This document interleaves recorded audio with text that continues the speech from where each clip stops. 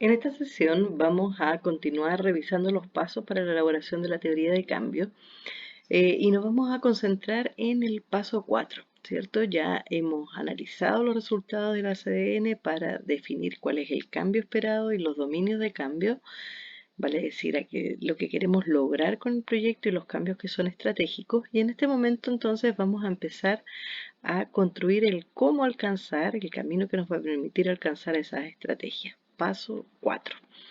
Entonces, siempre es útil entender que las vías de cambio son estrategias que van a ir representando los procesos del cambio para alcanzar el cambio esperado del proyecto, para alcanzar el dominio en particular y a través del dominio de cambio, el cambio esperado del proyecto.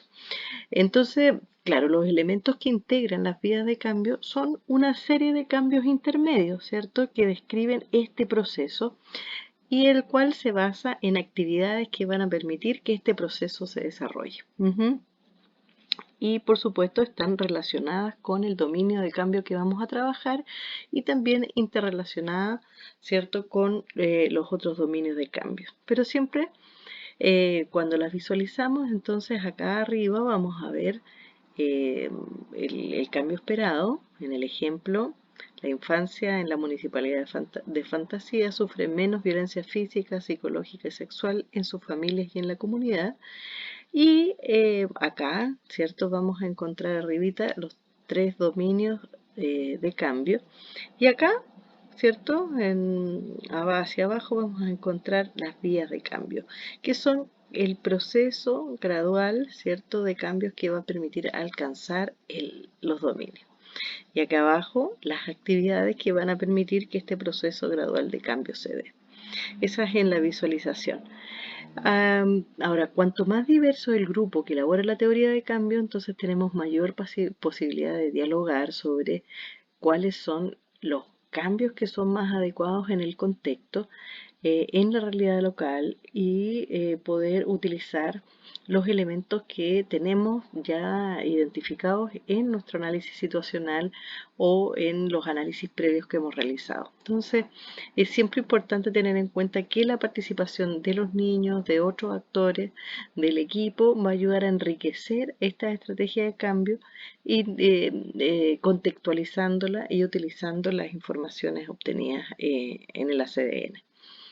¿Cómo podemos elaborar estas vías de cambio? Aquí hay algo bien interesante que tiene que ver con la idea de destrabar la lógica de planificación normal. Por lo general, nosotros identificamos los objetivos, o sea, el cambio a alcanzar, y hablamos de las actividades, lo que vamos a hacer. Y muy pocas veces discutimos o podemos dialogar en qué cambios o cuál es ese proceso de cambio que necesitamos para llegar a alcanzar algunos de estos cambios estratégicos importantes. Entonces, vamos a hacer un ejercicio que nos va a permitir entender cómo elaborar las vías de cambio. Y lo primero que tenemos que tener en cuenta es que para elaborar las vías de cambio, elaboramos las vías de cambio en base a un dominio de cambio, ¿sí? Y lo que hacemos es preguntarnos qué cambios son necesarios y suficientes para lograr este cambio. Vamos construyendo desde arriba hacia abajo, ¿cierto? Por ejemplo, en el caso que venimos trabajando, elegimos uno de estos tres dominios, ¿cierto? Y nos preguntamos qué cambios son necesarios y suficientes para que se describa el cambio. Por ejemplo, podemos tomar un dominio de cambio: progenitores, cuidadores, hombres y mujeres desarrollan relaciones de protección y cuidado con sus hijas e hijas. Si seleccionamos entonces este dominio para trabajar las vías de cambio, lo que tenemos que hacer es preguntarnos qué cambios son necesarios y suficientes, ¿cierto?, para alcanzar, para que los progenitores y los cuidadores, tanto hombres como mujeres, desarrollen relaciones de protección y cuidado con sus hijos e hijas. Para esto discutimos cuáles son los cambios directamente relacionados, necesarios y suficientes para alcanzar este, ¿sí? Aquí el grupo en el caso trabajó, identificó que para lograr que desarrollen relaciones de protección ambos progenitores, es importante que padres, madres y cuidadores ejecuten formas equitativas de cuidado y protección eh, para sus hijos, que tomen en cuenta los sentimientos y las opiniones de ellas, ¿cierto? Una crianza afectiva que se desarrolla de manera equitativa entre madres y padres. Pero también viendo las características y además recordando el contexto de violencia que también sufrían las mujeres, eh, es que también las madres y los cuidadores responden adecuadamente a las situaciones de violencia doméstica y contra los niños. Vale decir, también hay un límite eh, que permite responder frente a situaciones que lo demanden, ¿cierto? Entonces, es importante tener en cuenta que puede haber más de un cambio necesario para alcanzar el dominio. Y que estos están dados por el análisis del contexto y por las informaciones que tenemos de la CDN y no por un patrón general o de una sola y única respuesta correcta. Por lo tanto, es importante que se vaya discutiendo y que se vayan decidiendo los cambios que son necesarios para lograr el cambio. Entonces, cuando ya tenemos esto identificado, nuestro segundo paso es tomar eh, ese cambio que describimos para cada cambio identificado, discutimos y expresamos qué cambios son necesarios y suficientes para lograr cada uno de estos cambios identificados, ¿cierto? Entonces, nos preguntamos, por ejemplo, para que los padres, madres y cuidadores ejecuten formas equitativas de cuidado, ¿qué, qué cambio es necesario y suficiente? Y eso lo ubicamos acá abajo. De nuevo, podemos tener un elemento o podríamos distinguir más de uno o dos, ¿cierto? Luego tomamos ese cuadradito, ese cambio y volvemos a hacer la misma pregunta. Y así vamos construyendo hasta que llegamos al punto en que no tenemos más cambios y que realmente luego nos encontramos con acciones, ¿cierto? Entonces, antes de empezar a construir las vías, siempre es bueno tener en claro quién y qué es lo que se quiere cambiar, de qué se trata ese cambio, es un cambio relacional, es un cambio de conciencia, es un cambio de conducta, ¿cierto? ¿Qué tiene que cambiar para que se desencadene el cambio? Son actitudes, son creencias, son comportamientos, son formas de actuar, son procedimientos institucionales. ¿Qué es lo que va cambiando, cierto? Estos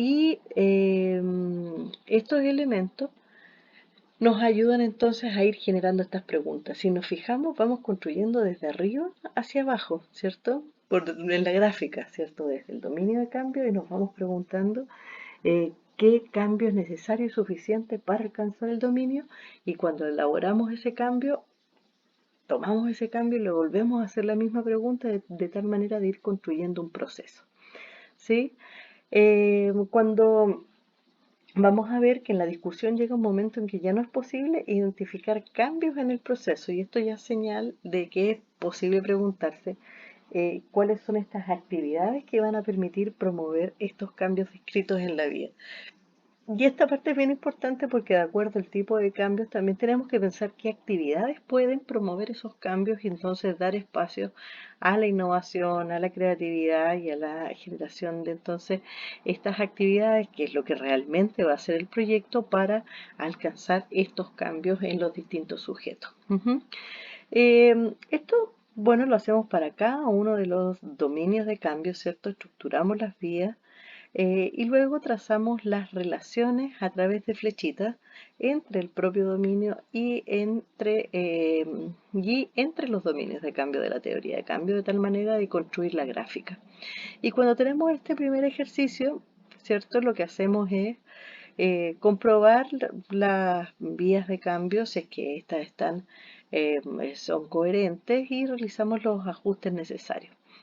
Aquí no hay que tener miedo, esta parte requiere bastante discusión. Muchas veces vamos elaborando las vías de cambio y descubrimos que tenemos que precisar aún más los dominios, ¿cierto? Eso no tiene problema, se va haciendo. O a veces durante el mismo proceso de cambio vemos que es necesario hacer precisiones. Entonces, es bien importante hacer una revisión y un perfeccionamiento, un ajuste de estas vías. eh, y hay que entenderlo como parte del proceso de construcción y no como, digamos, como algo que va por mal camino, ¿cierto? Necesitamos hacer esto y esto lo hacemos como preguntándonos si es que estos cambios lo hemos descrito como cambios, ¿cierto? Eh, si estos cambios son coherentes. Ujú. Es decir, los cambios descritos son necesarios y suficientes para alcanzar el cambio que está más arriba, ¿cierto? Eh, Teniendo en cuenta el contexto, las capacidades de los actores. Esto es lo que se llama chequear la lógica vertical. Y lo otro que es importante también chequear es que esta estrategia que construimos vaya en consonancia con el enfoque de derecho.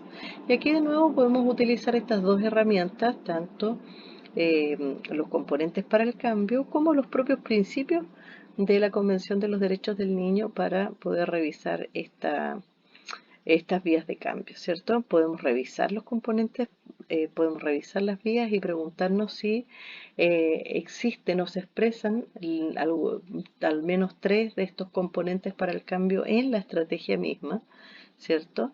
De que estén reflejados, ¿sí? Y también nos podemos preguntar en las vías, ¿cierto? Si es que las vías de cambio reflejan las estrategias que fortalezcan las capacidades de los garantes y de los actores, ¿cierto? Para mejorar la supervivencia y desarrollo. Nos podemos preguntar si reflejan las vías de cambio estrategias que apoyen a la toma de decisiones y acciones que sean eh, prioritarias para los niños. Eh, por ejemplo, nos podemos preguntar también si las vías de cambio reflejan las vías de cambio, eh, si las vías de cambio reflejan, perdona, la capacidad de los niños como titulares de derecho y les permiten organizarse, expresar sus opiniones, influir en las decisiones que les afectan. Y también nos podemos preguntar si las estrategias reflejadas en las vías de cambio abordan las distintas formas de discriminación que pueden sufrir los diferentes grupos de niños y niñas con los cuales se trabaja en el proyecto, ¿cierto? Fomentando la participación especialmente de los niños que están más excluidos. Entonces, es interesante entender este proceso que es el más rico, ¿cierto?, de la construcción de la teoría del cambio también como un proceso dinámico, donde vamos a ir dialogando, identificando este proceso de cambio, identificando actividades que sean innovadoras, coherentes, que puedan generar este proceso de cambio descrito, pero también vamos a revisarla y al revisarla vamos a hacer todos los ajustes necesarios tanto para chequear la coherencia, tanto para asegurarnos que la estrategia cuenta con el enfoque de derecho, ¿cierto? Sobre eso vamos a practicar en esta sesión.